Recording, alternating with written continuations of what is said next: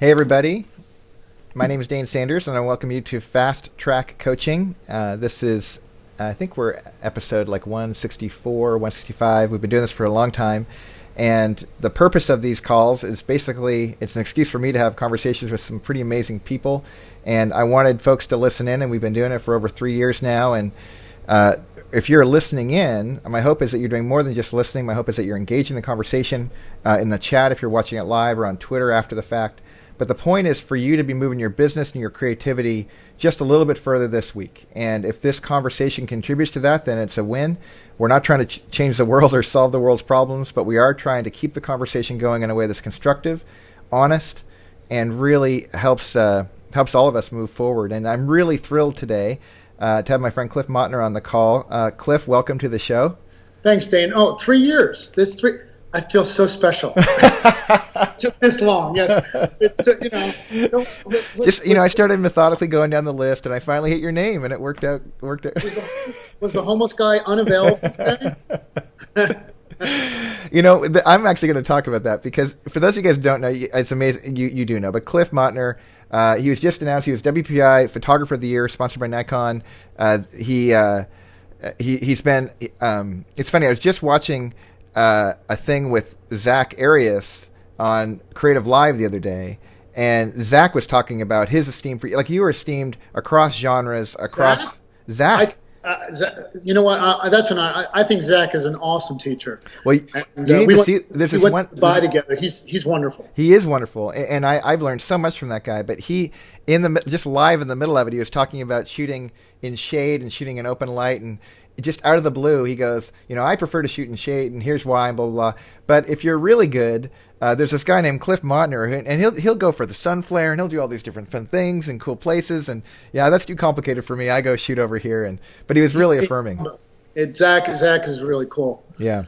Well, anyway, so I'm really thrilled to have you on. But honestly, it's a little. I've been grateful of your friendship in the last year or so because you're East Coast. You kind of got a little edge to you.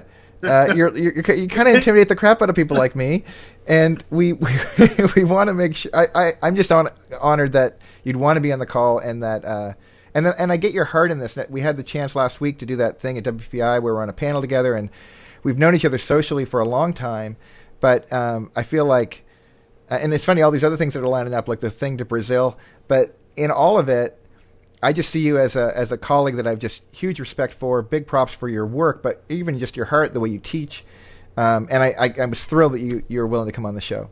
Oh, listen, like I said, I'm happy to take the place of the homeless guy today. And I'm really, actually, you know what, Dane? You have taken so much heat. Some of it, in my opinion, deservedly so. Right. But we'll talk about that today. That's actually going to be absolutely fun. But at the very least, I have respect for you, and that's more important than anything else, as far as I'm concerned. And when we get to that, I'll talk about a couple of different things, and that is, there's photographic educators, those that are out there to, like myself, who teach skills and skill sets before action sets. And I wish I said that. David Williams actually said that. It's a pretty great line. I wish that was my line. It is not, but I do believe very heavily in that philosophy. And then there are people like yourself who I think your job, Dane, is to inspire. Okay, and I think there's a difference between someone who can teach skills and someone who can inspire. I like to try to do both, okay? But I don't think there's any question that you've inspired people. And as an East Coaster, I'm telling you straightforward, I'm not trying to blow smoke up your ass. Yeah. I don't get the impression that that's something you suffer from. No, I don't. I got to know you, and I don't think you're pretending to be anybody that you're not either. Thank you. That means a lot to me. And honestly, I think that the theme of today, the conversation, is really about excellence with photography, and excellence in everything that we do as professionals and as creative professionals. And you're the perfect guest for this conversation because you're famous for calling it as you see it and for being straight up about stuff, and you lead with your work, and then from there you have a great position to stand from, and I just have a lot of respect for it. And you're right, our stories are different. I think entering into the conversation, because when I think about the new photographer, or the whatever the new normal is about how a photographer gets into the field, I think we'd agree that it's different than it used to be, in that the bar is lower for accessibility. A lot more people can get in the game more easily, and that was certainly my story. When I jumped in a decade ago, I was pretty naive, and but I was also amazed at what I had access to so easily. Even just as if you just boil it down to having a reader on the back of the camera where I could figure out how badly I had made the image or not. And then on top of that, to be able to leverage the distribution tool of the internet and being able to communicate with a lot of people very quickly, I was surprised at how easy it was to generate value from multiple ways, not just with a camera that I was learning how to use, but also with the other skill sets that I could bring to the table that have proven to be, it seems like, provided some value for some people in the industry. Talk a little bit about, as you've seen the evolution of our industry go as it has, what are some of the surprises for you that you've seen as people who are, let's just assume people are sincerely wanting to get better at what they're doing, but they're not necessarily doing it the way the old way was. What are some surprises that you're noticing as you're watching the industry grow? Well, first of all, the old way is not necessarily the right way anymore. I think the respect for the craft still is paramount, and is still, there's a need for it to be the priority still. There's no question in my mind about that. But I'll just speak from my own heart and tell you that I'm surprised that I'm not, as I said on that show, I'm not the old grumpy knucklehead. Right. As I said on the show, you digital guy, get off my lawn. I've adapted to the technology, and I've really accepted the fact that this isn't going away. Right. So instead of fighting it, which in 2002, 2003, 2004, I'm losing sleep, because here I am shooting film. I love my F5s. And as photographers in the past, we were looked upon as magicians, literally. And the client would have to wait a few weeks before they would see the film. Now, when I was a photojournalist, and for your listeners, I was there 15 years. All right. I heard. Was that number accurate when you told Greg Gibson that you shot 6,000? Greg is breaking my balls, because it's basically in my bio it says 6,000 assignments. Yeah, it's true, but and he was with AP for just about the same amount of time. Right. But in any case, I break Greg's chops, because I'm like, so Greg, so tell me about that story about President Clinton again. 3,000 times. It's like my ears are bleeding because you're telling me again. Right, right. But Greg is one of my best friends. But yeah, that number's accurate. But that was my former life. Mm-hmm. But when we would shoot an assignment, we'd have to come back, we'd soup the film, and then there it is. Mm-hmm. My point is, photographers were looked upon as these magic technicians, almost looked upon as magicians. Mm-hmm. And when digital came into the to the forefront, now with everybody with the iPhone camera, the magic is gone. The magic has been revealed. It's almost as if someone like David Blaine is completely exposed, and everybody understands how he does his tricks. So because of that, the skill set has to be even higher, and the bar has been set. So even someone like myself, I've got to keep getting better. So here's where I was going with this. I've embraced the technology to the point where I said, you know what? You can't beat them, join them. And I think the digital element has made me a better photographer in every aspect. It has helped my skills. It's helped my business. And instead of going kicking and screaming, I've evolved, I've adapted, and I'm still evolving. I still believe I need to get better. I'm still trying different things. I'm still, I'm never satisfied with my work. I'm a complete knucklehead this way. I'm always looking at my work and criticizing it. So for me, the digital, revolution has only helped my business. So I'm not going to sit here and say, damn this digital garbage, and because it's only helped me. Well, it's funny, people weren't watching our pre-conversation before we started, but one of the things that in my own journey that has been also a surprise has been, I guess it's been about a year and a half, 2 years ago. I started in weddings, really came to a conclusion that I was, my lifestyle with my wife and my kids was not fitting with the wedding exclusive market, and really needed to expand what I knew, and decided to become a student. And I told the story before. I don't think you've heard it before, though. But last January, I guess it was like a year and a half ago, I went to Jerry Gionis' workshop, and I did it as a student. And it was it was a pretty surreal experience, because I walked into the workshop, and I knew Jerry and Melissa, but I didn't know any of the students, or very few of them. But they all knew who I was. And it was this kind of cool moment. It was a little embarrassing in a second, but they walked in, they all knew my name, and it was, hey, how's it going? And they're like, what are you doing here? And I'm like, yeah, I'm a student and just glad to be here. I got a lot to learn. And they're like, okay. They thought I was a guest speaker or something like that. And that clearly wasn't the case. And the first thing we did was we did portfolio review, and we proceeded to pull up, and Jerry picks me, and I go one of the first, and he pulls my images up and he rips me a new one, and in front of everybody. And it was this moment, it was a decision moment in my gut of, what am I here for? And he almost kind of gave me this look of like, are you going to, what are you here for? Like, he really asking me. And I was like, I want more. Like, I didn't come here to mess around. I came here to learn. And he, we went on, and internally I'm having this internal conversation of like, well, there goes my popularity with these, dozen or so people. But the irony was, the people came up to me afterwards, and they're like, it was like it gave them permission to really get serious about what they're doing. And bigger picture than all that crap, it was just, for me, it was the dawn of another season in my career where I could go, look, if I'm going to seriously be a craftsman, I got to never give up the learning of the craft. And it was a very stretching week. It was really cool. Learned a ton. Kind of ruined my photography for about 3 months, because I tried to be like Jerry, and then I went back to what I wanted to do. Good luck with that. Yeah. Yeah. Right. But it's really launched a theme. Like my hope, honestly, we talked a little bit about this before, but I'm going to take you up. I would love to come to your workshop and learn from you.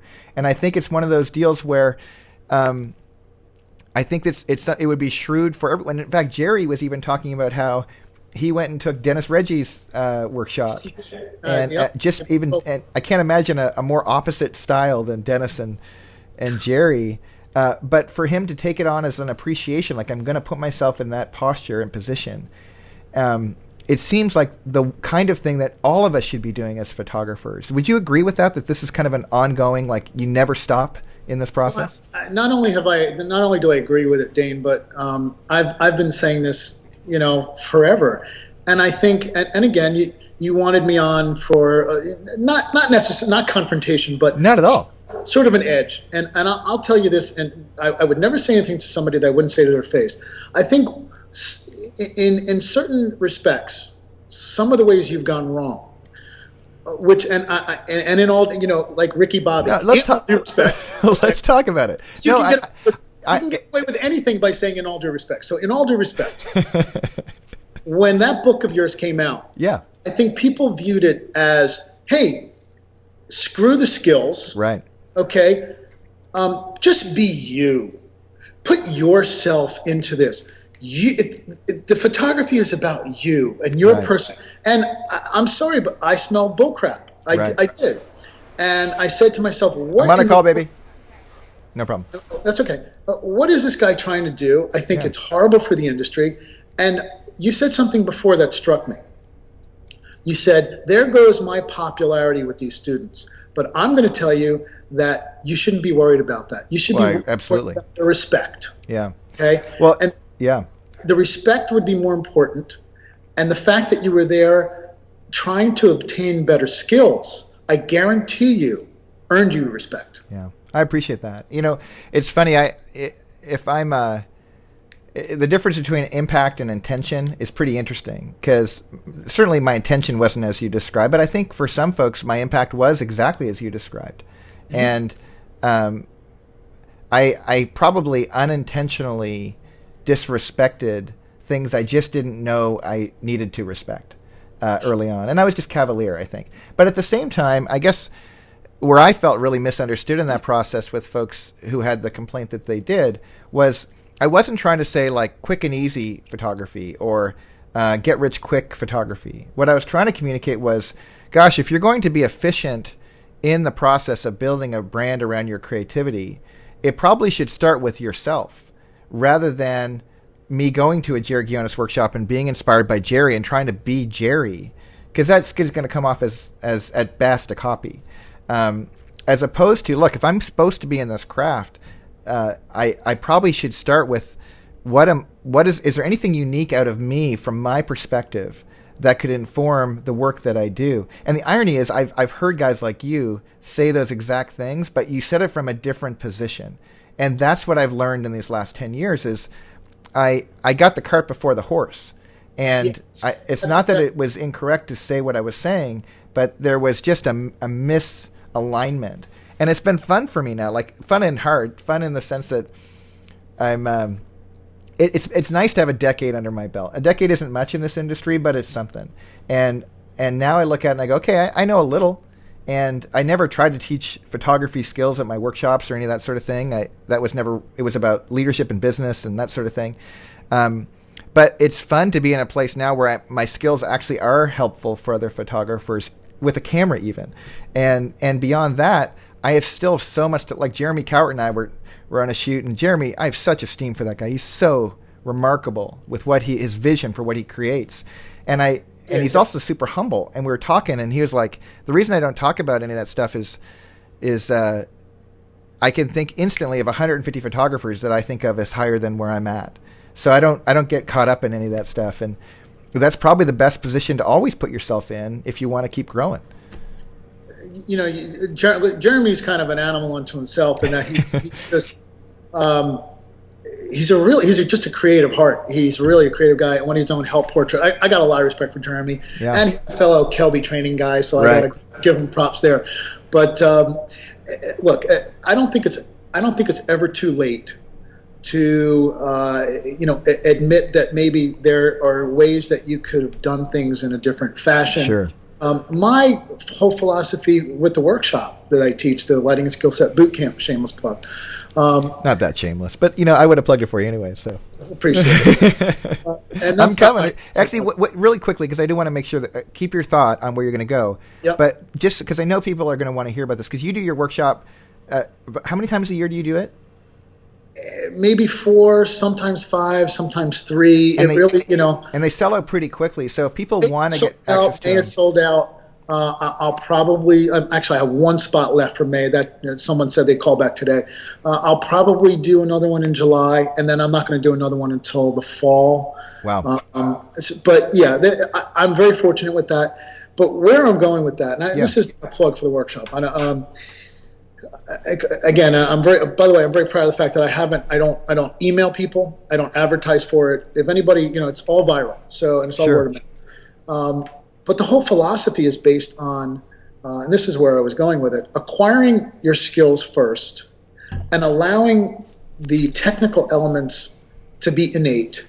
And then, and only then, can you develop a photographic style. Well, okay, now let's talk about this, because I'm with you. But do you have to learn it in that order? Like, why can't you back your way into it and go like I look at someone like Jeremy, and I think Jeremy Cowart, he has a lot of his style got informed by his graphic design experience. Or I could see there's a lot of things that could influence style. Does it have to be the technical aspects of photography, or what am I missing? Let me explain why. And my feeling is very strongly yes, because if you're thinking about exposure, if you're thinking about lens selection, if you're thinking about focus, if you're thinking about any of the most important technical elements, how in the world can you think about creating? It's fine to think about, have a vision, but unless you have the technical aspects innate, how in the world can you, acquire that photograph that's in your mind without understanding how to accomplish it, without the technical aspects, for example. Yeah. I'm thinking so hard about, all of the things that prevent the creative process from moving on. Yeah. So wouldn't it make sense to have the technical elements so innate that all you're thinking about is composition Sure. and things of that sort? So I don't think when I shoot. The thought process is simply, what do I want to create here? So the creative process is stifled completely when the technical elements aren't innate. That's my point. Okay, so let's keep going with this, because I'm with you on what you're saying. And I think if I could wave a magic wand, like I'm thinking of the folks that are listening in on this conversation, for example, and let's say they've not been at it for very long. Some might hear that and go, okay, so what you're saying, Cliff, is I'm not really ready to be in the game until I've hit some marker in my head of technical capacity. But since that can be like a vague space, it might be challenging to go, where is it? What? And in my experience, when I talk to photographers, and certainly my own experience, it's not been this magical, like I went and prepared and then showed up on the scene and then created. You prepare as you're creating. It's the 6,000 photojournalistic shoots that you did that set the table for you to be unconscious when you're photographing, is what I would make up. But at job 400 or 27 or 3062, you still had some headroom, even though you were developing a vision and trying to figure out, well, how am I going to take advantage of my harsh lighting conditions and turn those around to be an advantage for what I'm trying to create. That's where digital, Dane, that's where digital is the great equalizer. Because if I had shot digital from the beginning, I think the learning curve would have been much, much faster for me. Oh, yeah. Okay, so... Almost fast track. Just kidding. Just kidding. Just kidding. I'm kidding. I kid. I understand. You know, actually, I'll call it the right track. Instead of the fast track. Hey. In any case, I think that it probably took me 10, 12 years to develop a style. Yeah. But now I think it can be done in 5. Mm-hmm. I really do. I think a photographer, all right, there is no replacing talent and vision. Right. And that's something that Jeremy has. He has vision. He also has this magnanimous, humble personality that makes you just want to go up and shake his hand and just, he's a nice guy. Do you know that he was turned down from WPPI? And we talked at Photoshop World. This is true. He'll tell you. At Photoshop World, we were chatting, and we talked about WPPI. I said, no, I'm not going. I'm like, what? I said, you know what? Let me give Arlene Evans a call. I said, Arlene, there's a guy named Jeremy Cowart, and she hadn't heard of him. Mm-hmm. And I said, I think his voice is worth hearing. I didn't know that much about him, but I knew about Help Portrait, and I knew about some of the things he's creating. And I said, he needs to be heard. And so that's why Jeremy was there. Wow. Because I like the guy, and I think that he's got a lot of good things to say. He's an inspiring individual, but also there's not that many Jeremy Cowarts out there who have that kind of vision. And Jeremy would probably be the first to tell you that if his technical skills were more proficient, he would be even. I can't even explain where his creative process could go, because he'd be that much better. Yeah, it's interesting. I mean, certainly, it's funny. About 3 weeks ago, I actually assisted on a job with him, and he's certainly. In fact, it's funny, on the call when we did that twit thing. Yeah. I basically said that the first assistant knew more than everybody in the room. I don't think that's quite true. He probably knew more than the first assistant, because he really is technically proficient, and this undermines my argument. Sure. He does know a lot.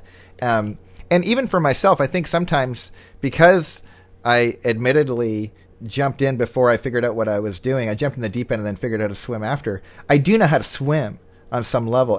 But I also recognize, like, it's kind of like learning how to write. Like, I know how to write with a pen, but I'm not Hemingway. Like, there's a big jump with scribbling and coming up with prose. And in the same way, there's these moving targets of creativity, of both the technical value, but also this kind of this vision that is out there. And I think Susan, both, like, you guys, I would say there might be more. There's only one Jeremy, just like there's only one Cliff. There's only one Susan Stripling. There's only one me too. And I would argue that there's people out there who are listening who because of their internal conversations that are already really limiting. They're already saying negative things to themselves, and they're like, I'm not good as him, or I'm not good as her, and I can't make it there. Those limiting conversations have a greater impact on what they can produce than them trying to go figure this stuff out. And I'm trying to kind of grease the wheels of their internal dialogue so they might actually just go take a risk on themselves, even if they're going to screw it up. Now, there's a challenge in that, because if we're doing this professionally, that could be irresponsible. And I don't want to give the impression that everyone should just go out and become a professional. That's where I think you went wrong. Okay? Well, I say that in the book, though. I'm really clear about it, but not everybody heard me say it. No, I think that was, okay, let me put it this way. That's the perception that some people decided Absolutely. to perceive. So as long as you recognize that, and as long as, that's spelled out very clear, and in all due respect, I didn't read the book.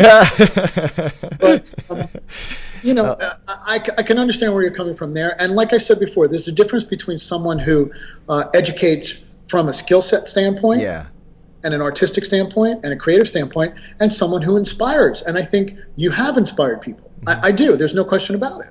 Well, and I hope too, at least from the graduates, at least the feedback is that I hope that what I was actually teaching was really around building a brand, and building a brand around the creative professions. And I think that is and I was a teacher for a decade before I was a photographer. So I think sometimes all of these things are just moving targets. Like, there's great photographers who aren't really great teachers. There's stronger teachers than are photographers, but hopefully they're teaching the right kind of stuff within their scope of what they should be talking about.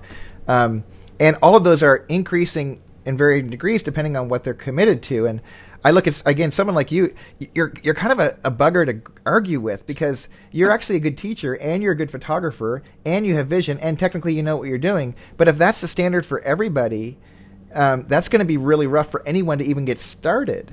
And what's ironic is there's jokers out there who picked up their frickin' iPhone and are shooting, like we talked about on the panel, who are creating stuff, and they don't even know how technically bad it is or whatever, but it is moving people. It is, and some of them are stumbling into leveraging the technology to cover for where they're not very good, and that's getting them a lot further than it ever could before. So would you at least agree that you don't have to go off into a dark space and figure it all out and then emerge, but you actually are emerging while you're figuring this stuff out? I think that that's true to an extent. Okay. And that's where the technology can be the great equalizer. I think we have to be careful, though, when we're talking about a wedding, okay? Yeah. A wedding itself. Now, it's time fine. Sensitive. It's fine to be a creative person. It's fine to go off and shoot some imagery for yourself. That's totally fair. My daughter is on it. Both of my daughters are on Instagram.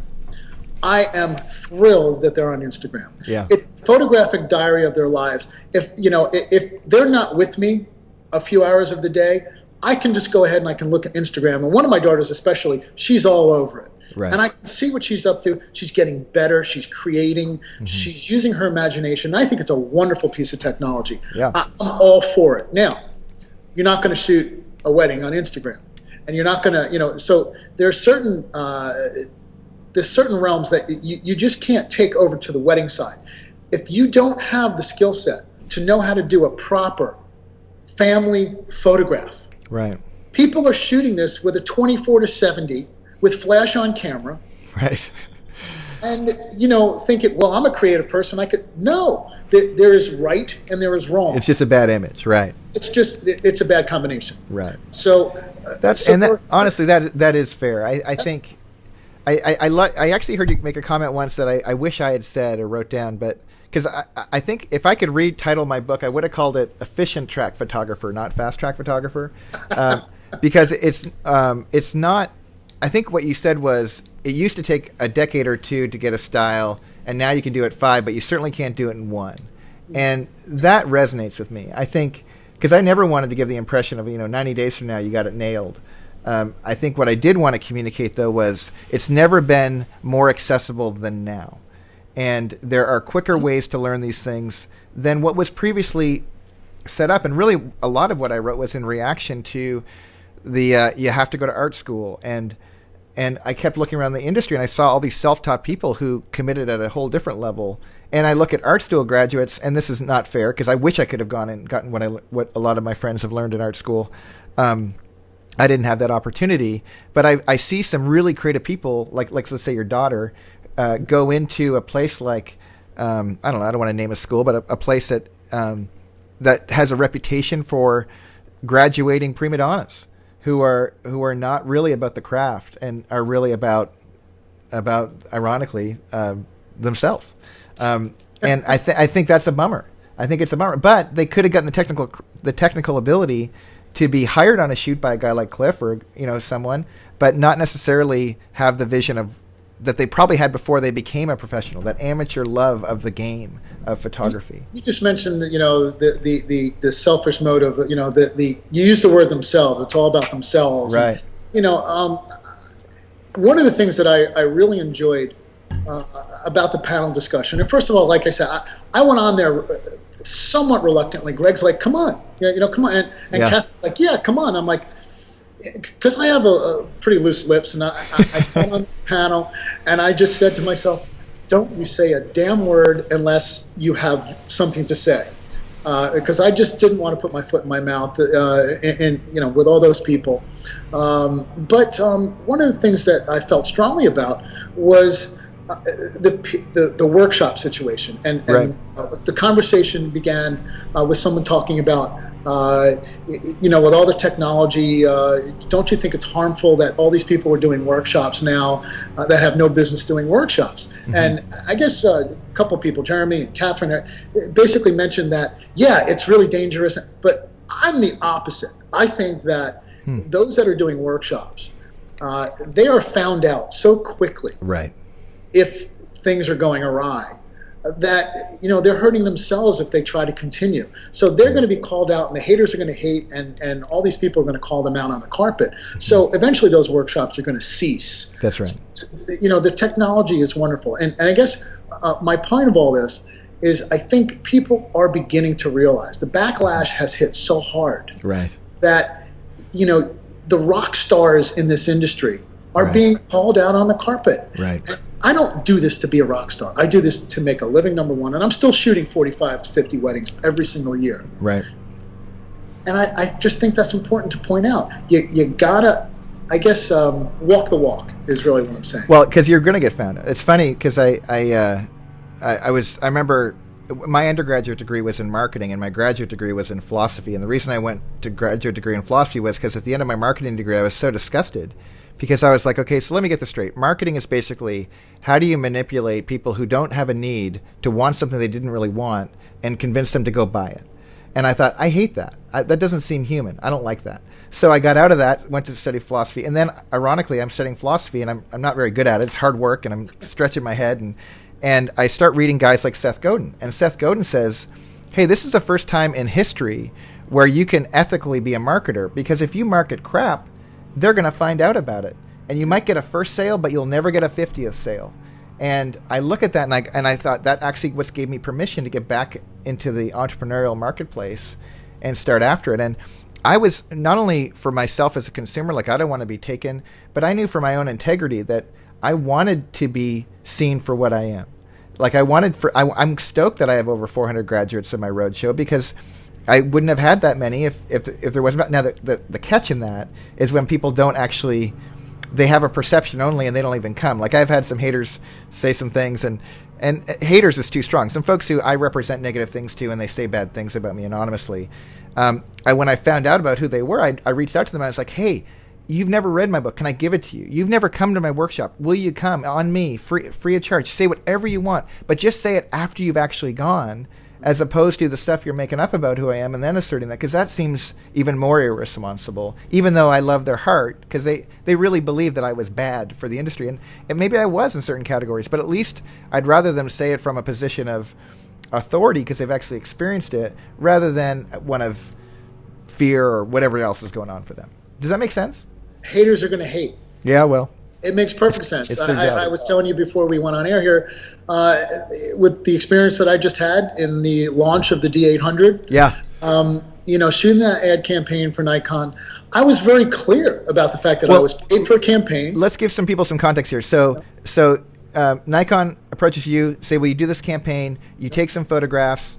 and Nikon hires you to put up those images, and then you get negative feedback. And the negative feedback was what? I was approached last April of 2011.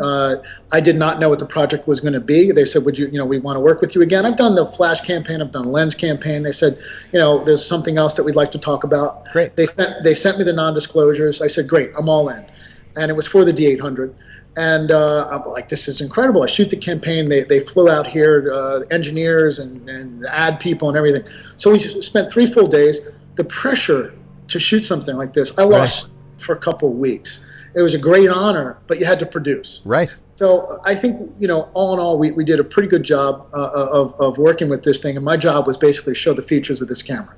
Long story short, we jump ahead. 7 months later, I had to keep this thing under wraps. And it leaked a little bit from, I think Europe leaked a few things, whatever. But this is a highly successful campaign. And I, myself and Rob Van Petten and 2 other photographers, we released some images. And Nikon released the official images, and I put some on my blog. I had 2 blog posts. And in the first blog post, I retouched some facial elements of a couple of the brides or the models. Right. And then get, everybody, 99.9% of the comments, and I had close to 200,000 people in the first couple of days view the blog. Wow. And seriously. And there was always that small percentage that was like, stop cooking your images. How dare you release these official images for Nikon, and you retouched some of these. And I'm like, these aren't official images. You want official, go to the Nikon Global site. You can download full res, unretouched images. I want my people to look their best. And I did some minor facial retouch. My studio manager did some minor facial retouching. Right. Blasted me for cooking my images. Dane, I'm not a heavy Photoshop user. Right. All I did was some facial retouching. And then I go ahead the next day and I post some I picked out 980 pixels from a 100% crop. Right. Said this is 980 pixels from a 100% crop, and they're still unhappy. They're like, and they were unretouched. So haters are going to hate. Right. All you can do is put the best information out there, be honest with people. That's right. And that's what I've done. And I think that's what you've done. I think you've been reamed in the sense that I think people perceived you as being bad for the industry. Yeah. But if they look in the mirror, I think they need to say to themselves, what can I do to rise above that? And if you don't evolve, if you don't kind of climb on top, you know what? One of my favorite expressions, this is Lily Tomlin's quote. I was doing some research. I love quotes, business quotes. She said, even if you're winning the rat race, you're still a rat. Okay? So that is so good. That no matter what, I'm breaking my stones every day, Dane, to keep my business going in the best capacity it can be. Right. And if I sit here and things kind of go down, I'm going to blame somebody instead of looking in the mirror. And I think that's what the haters are doing. And most of the haters, by the way, they're not even full-time photographers. All they're doing is, they're pixel baiters, is what Scott Kelby is. Pixel baiters. That's Scott Kelby's word, not mine. I think it's a wonderful word. Wow. Yeah. Wow. All right, well, let's turn a corner here for the end. By the way, thank you for what you said. That was really meaningful to me on a lot of levels, ways that I don't even think I could express. Thank you. So if I'm listening to this conversation and I'm sitting there going, okay, I got it.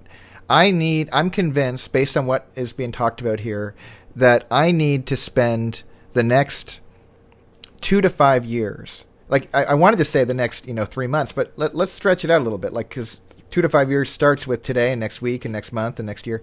So if I was going to make a goal of, I wanted to set myself up so that 2 to 5 years from now, I had a style that it was recognizable, that I was feeding my kids and had what do I need to be doing incrementally to put myself in the best possible position for where this industry and our world is going? If you were starting now, like knowing everything you know now, you're entering into the industry, but you actually have to start from scratch. No one knows who Cliff Mottner is. How do you spend, I guess, 3 questions. How do you spend the rest of 2012? How do you spend 2013? And how do you spend 2014? Kind of a big question, but I'd love to hear your thoughts. Question, but in one word, the word is differentiation. Okay. Because there's so much homogenization out there. The quickest way to failure is doing what everybody else is doing. So if you want to fail, go ahead and build a website that looks like everybody else's. Price yourself that looks, the price structure is the same as everybody else's. Yeah. I talked in Vegas about complacency. Okay. Just because you're charging $3,500 doesn't mean you're making $3,500. So photographers have to understand that the skill set to differentiate yourself, you need to get better. And if that work looks just like everybody else's, you're going to stay right in that middle, and you're not going to rise above that. And if your work doesn't look better than others, well, then you can't charge more. And the danger, and it's taking a small step backwards, the danger of all these people and the danger of fast track and thinking that you can just come jump in is that the expectations of the client was lowered. And so when people looked at that work and said, that's the work of a professional, that was dangerous. And that's where I think, some of the people that followed, the philosophies of fast track, or maybe let me say it this way, took some of the, or misconstrued the message of your book took it and interpreted it the way they wanted to interpret it, meaning I can do this right now without all those other things and without doing my due diligence. The expectations of the client was lower. Prices became, lower. I haven't raised my prices in a few years. I haven't lowered them either. But that's the danger. So differentiation, first and foremost, you do it by getting a different style. You do it by, here's a biggie. Oh, what a novel thing. Customer service. At the wazoo. Just because, I think I'm a good photographer, tell you what, my customer service has to be better. And, taking care of those clients and not being complacent. Just because you've had a good year doesn't mean it's going to continue. Just because you've made it, guess what? Doesn't mean you're going to stay on top. So it's those types of things, and it might be my 800 wedding, but it's there first. So it's the attitude, it's the skill set, it's the brand, as you say. And my brand, I want it to be the highest quality work with the highest quality customer service that accompanies it. So for the photographers out there, yes, take my workshop, just get better any way you can. Okay, make your work different. Period. And have it be noticed by the client. And for those that are listening, the industry people, who gives a crap? That's right. I want to show you something, if I can, really quick. All right. Back here, I've got these awards back there. Wonderful, sitting back there. But I've got, for a couple of years, I had the Grand Award for Photojournalism sitting there, and I had this next to it. It sits right next to the picture that won the Grand Award. And right there somewhere. It's Best of the Knot for 2007. Okay? It's a joke. Nothing against the Knot, but when photographers come in here for the work, they're going, ooh, the Grand Award, ooh, all these, first place, second place. Great, WPPI awards. I'm proud of them. I'm not belittling them at all. No, I got it. You take it seriously. I get it.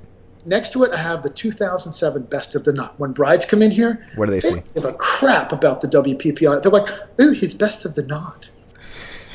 So I'm just trying to tell people, just because you are doing well within the industry and have respect within the industry, that doesn't mean jack to a client. That's exactly right. That I think I'm hearing a couple things of what you're saying, and I want to make sure I got it right. One is differentiate, be unique, find a way to stand out from the crowd, and absolutely with you on that. The idea of taking care of the customer totally makes sense, and taking a methodical, ongoing approach to improving your craft, like that doesn't end. That all of those things make a ton of sense. The last piece in particular, though, is really striking to me because away from the industry conversation, ultimately, and it relates, I guess, to customer service, but in my portrait market, for example, it's 1,000 homes around my neighborhood that I'm committed to, and it's why we moved to this neighborhood, and I'm after it. And I know that especially in a tight neighborhood like this, if one person has a negative experience and they talk about, I'm ruined, like I'm done, and my reputation's on the line every single day, like there's never a day off. and to be concerned mostly with that, and literally like this much, if not nothing, with what our industry is doing, would probably be the shrewdest thing I could do with my business, if I'm really committed to my business. Like I think of Jim Kennedy out here in California. Great example. Great example. I mean, the guy does 300 weddings a year. Great business person. Yep. And he's committed to it. And he spends a big chunk of his payroll, whether himself or his people, week in, week out, they're meeting the catering managers and they're working the relationships, and he's making sure that everybody from bride all the way up the food chain get how committed he is to their well-being, and it pays off. He owns Orange County. He's a phenomenal example because he could care less about speaking. Totally. And he's making more money than all of us. Mm-hmm. I'm happy. I've got my business. I'm going to shoot my close to 50 weddings this year. I'll do my workshops. I take care of my daughters, Samantha and Allison. Mm-hmm. They're them and Susan are the most important things in the world to me. So I got that. I enjoy the education. Yeah. I enjoy teaching. So that's a passion of mine. Me too. But quite frankly, Dane, people that are listening, people that care, they have to understand that when we go to WPPI, and it's a wonderful time. I've got friends from all over the world. I spent a week with Marcus Bell, who's one of my closest friends in the world, and Greg, and get to see people like yourself and Jerry and all these friends. But it's BS. Right. It's not reality. And then we go back to work. Exactly. Every 5 seconds, I'm at the Purell station. Because I know that, shaking all these things is going to get me sick eventually. And you come back to reality, and guess what? Taking care of the clients. Jeff Bezos, all right, Amazon.com. Quote from him. In the old analog world, and I'm paraphrasing, in the old analog world, if you mess up with a client, that client might tell 6 people. In the digital age, it's 6,000. Yep. He said this several years ago. What's it now, 60,000? No kidding. So you got to take care of the people. And I don't do any advertising anymore. I don't do any magazine advertising. Once in a while, I guess my blog is really it. That's why you're still not the best in the knot, by the way. Side note. I admit, absolutely. But, the knot's a great place to find votive candles. And I actually saw this. Why go to the Four Seasons? Because this other hotel, they serve filet also. So does Outback. That's great. Exactly. Let's have the wedding in Outback. I think it's first class. Nothing against Outback. No letters. Kidding. I like the Australians. I'm with you. Yes, that's right. No rules, just right. That's right. Hey, Cliff, just so you know, I am so grateful for you being on the show, and I know it says you're a stand-up guy, dude, straight up, and I just can't thank you enough for not only being on the show, but bringing it. I'm emotional about it. I don't know why I'm so emotional about it, but honestly, dude, our industry. I whooped you in the past. That's well, whatever. Our industry needs you, man. Our industry needs you because you're a leader. And I think, and not just you, I think the biggest gift I got, I've probably given too much homage to the whole process, the hater stuff, but the gift I got from the haters, and it was a real gift, was I had a chance to look in the mirror. And I think I was just radically out of balance. I was overwhelmed with the response to Fast Track and how things went in 2010. And I was entirely out of balance. And it wasn't until that wake-up call showed up. It really was a gift for me, a painful one. But now with a little bit of perspective, I can go, what I did wasn't bad. It actually was a good contribution. It was just incomplete.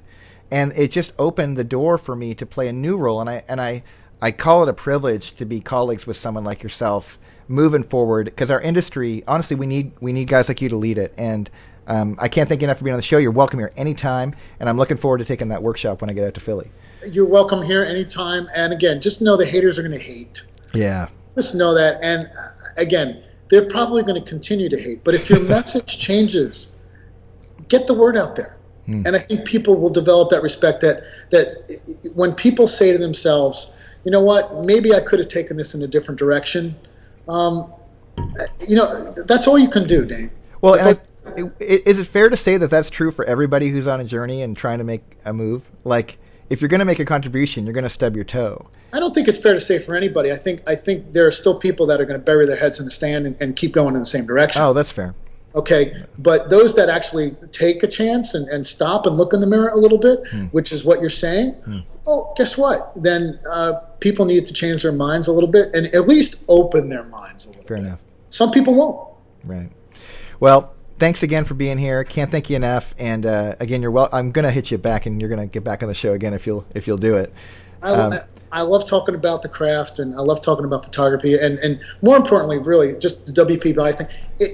It's the friendships. Yeah. That's what's done it for me. Yep.